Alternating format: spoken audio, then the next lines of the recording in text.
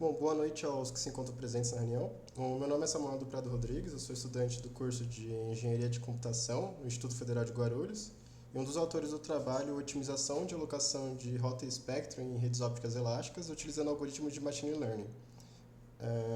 Esse trabalho é um recorte de um projeto de iniciação científica com o nome Estudo de Algoritmos de Aprendizado de Máquina para Alocação de Rota e Espectro em Redes Ópticas Elásticas, desenvolvido sob a orientação do professor Rodrigo Campos Portoleto.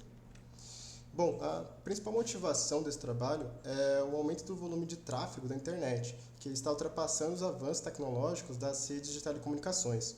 O relatório da Sandvine de 2024 indica que até o fim do ano espera-se que aproximadamente 33 exabytes de largura de banda sejam demandados diariamente.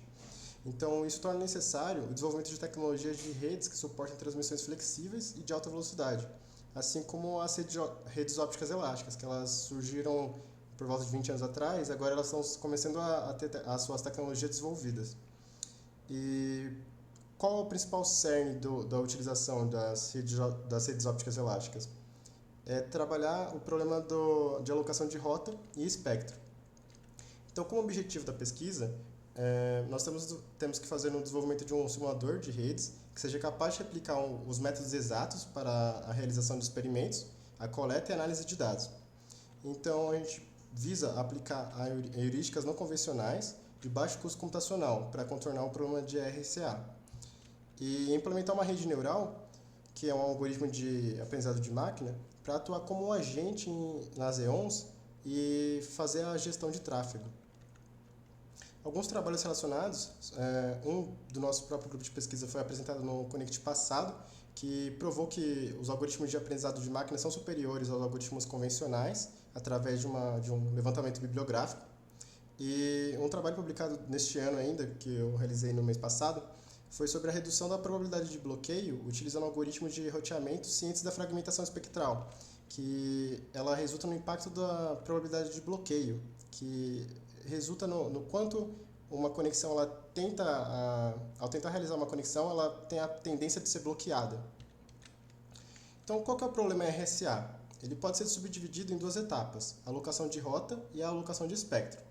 Ambas as etapas, elas determinam se uma requisição vai ser bloqueada ou não. A alocação de rota, ela consiste em encontrar um caminho ou mais na topologia de rede entre dois nós, que são a origem e o destino da requisição. Alguns algoritmos clássicos são Dijkstra, K-caminhos mínimos, busca em largura, busca em profundidade e outros algoritmos de busca em grafos. No geral, eles tendem a buscar o caminho com a menor distância física e depois o menor número de nós, que são o número de saltos que você tem que dar entre pontos na rede para realizar essa conexão. E a alocação de espectro? Ela consiste em encontrar uma fatia espectral que atenda à requisição sob restrições de contiguidade e continuidade. Então, a gente consegue pensar no slot, a gente vai ver depois, como uma série de vetores. E a gente tem que fazer a alocação dessas informações, né, de cada item desse vetor, de forma alinhada e adjacente. Então, se eu preciso de 3 slots, esses 3 slots eles precisam estar em sequência e precisam estar presentes ao longo de toda a minha rota. Então, para realizar esse processo, a gente usa alguns algoritmos como First Fit, Last Fit, Best Fit, Worst Fit e Random Fit. O First Fit ele tenta encaixar essa fatia espectral no primeiro espaço que ele encontrar no espectro. O Last Fit ele faz o contrário, ele começa a buscar do final do espectro e vai para o início dele, buscando um espaço para essa fatia.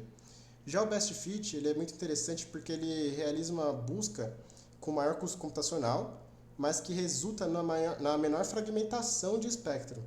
Ele encontra uma fatia em que ele tende a deixar menos buracos na nossa faixa espectral. Já o Worst Fit é o contrário, né? Ele busca deixar mais fragmentação. No geral, a gente utiliza para gerar um estresse no nosso sistema e realizar alguns testes.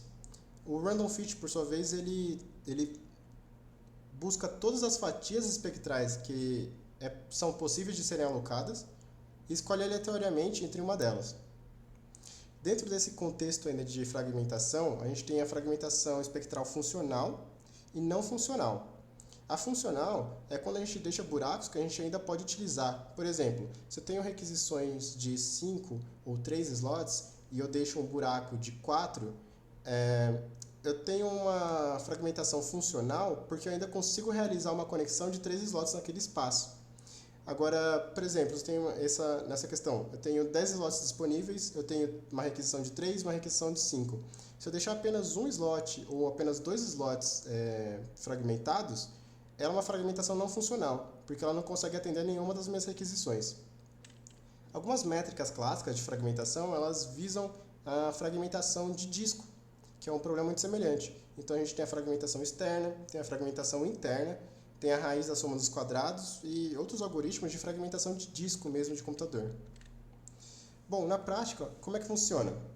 Então tem uma topologia da rede aqui. Eu acho que vocês não conseguem ver meu mouse. Mas, por exemplo, se eu tiver aqui uma requisição que vai de A para o C. Então, eu tenho que rodar primeiro o meu algoritmo de alocação de rota.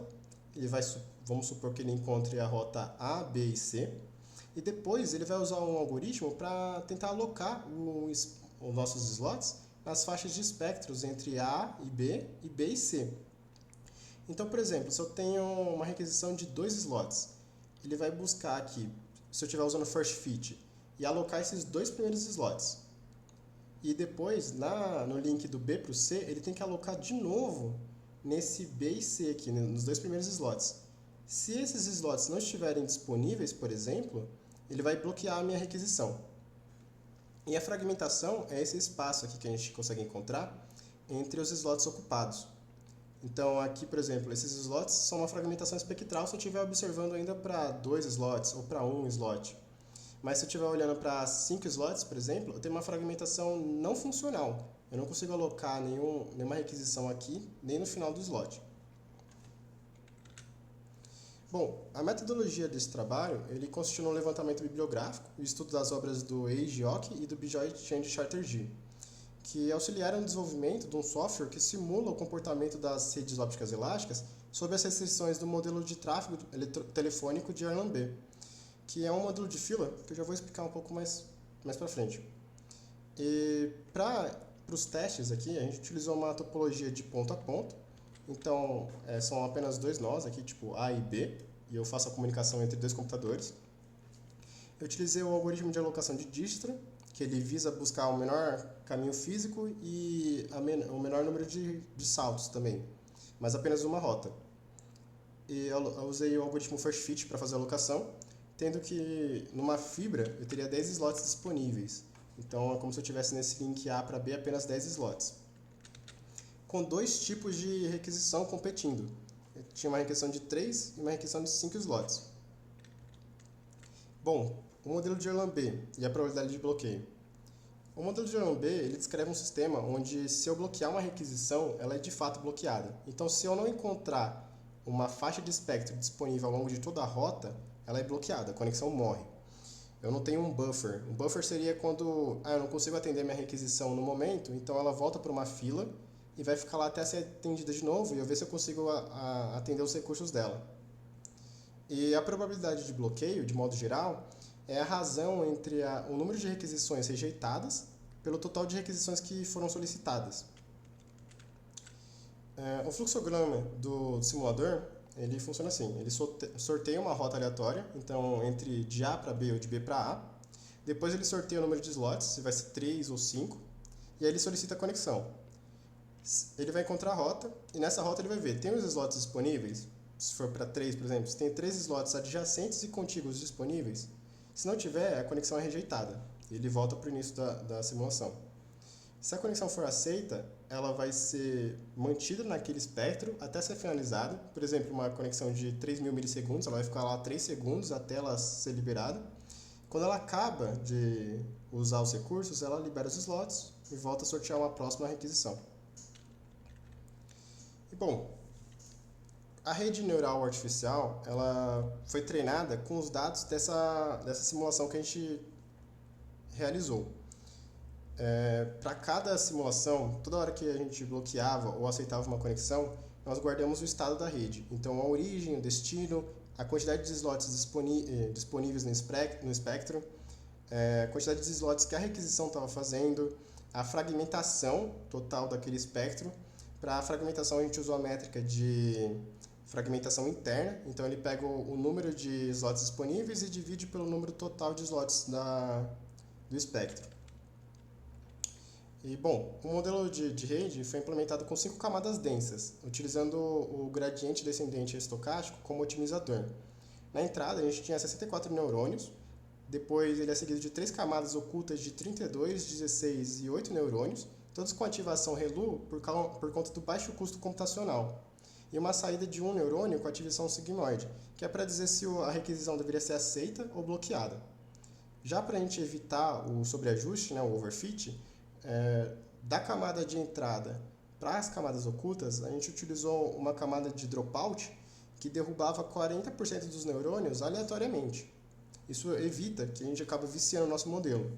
Também foi utilizada uma função de custo de entropia binária cruzada que força o reajuste dos pesos constantemente.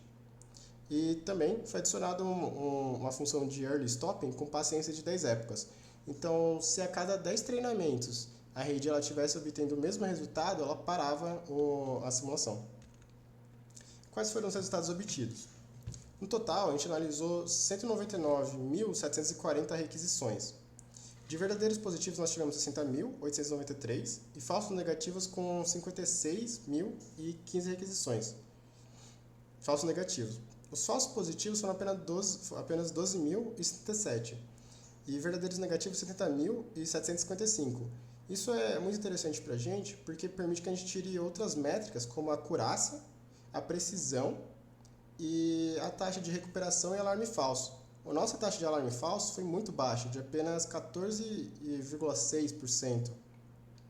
E para a gente poder utilizar todas essas métricas e acoplar elas numa só, tem o F1 Score, que é uma média harmônica entre acurácia e precisão, sendo que a gente obteve um total de 64,13%. Ela pode ser considerada, esse resultado, um valor baixo se a gente pegar que a média é 70% dos modelos. Ele começa a ser mais interessante para a gente utilizar em produção. Mas ele não está muito abaixo, então a gente precisa apenas realizar alguns ajustes.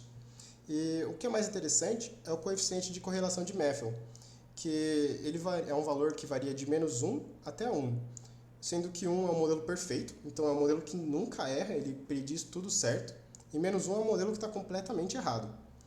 Para essa métrica, a gente obteve 0,38, o que indica que nosso modelo ele acerta muito mais do que é, mas ele ainda não é um modelo perfeito. O que seria ideal a gente estar por volta dos 0,5 ou 0,75, para ser um modelo que a gente poderia pegar um simulador e jogar fora, por exemplo. Então, quais conclusões que a gente consegue tirar disso? A rede neural implementada ela foi capaz de replicar o comportamento do simulador razoavelmente, mas os resultados também indicam que o modelo tem um potencial para auxiliar os simuladores tradicionais na gestão de tráfego. Mas são necessárias também futuras pesquisas para encontrar arquiteturas com maior desempenho e capazes de atuar numa topologia de rede mais complexa. Porque, por exemplo, a gente usou uma topologia de ponto a ponto, são apenas 2 nós, mas podíamos pegar, por exemplo, uma NSFNet, uma JPN48, que tem 48 enlaces, tem diferentes tipos de espectro, de faixas de espectro para cada enlace. Então é um modelo um pouco mais complexo de trabalhar para reconhecer padrões.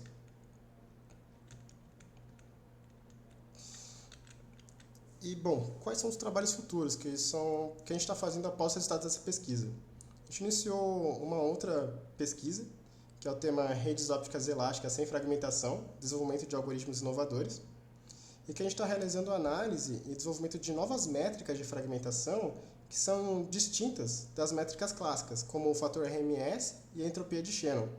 Então a ideia é a gente utilizar essa questão da fragmentação espectral funcional e não funcional para alcançar uma métrica que seja ideal para aquele momento da simulação.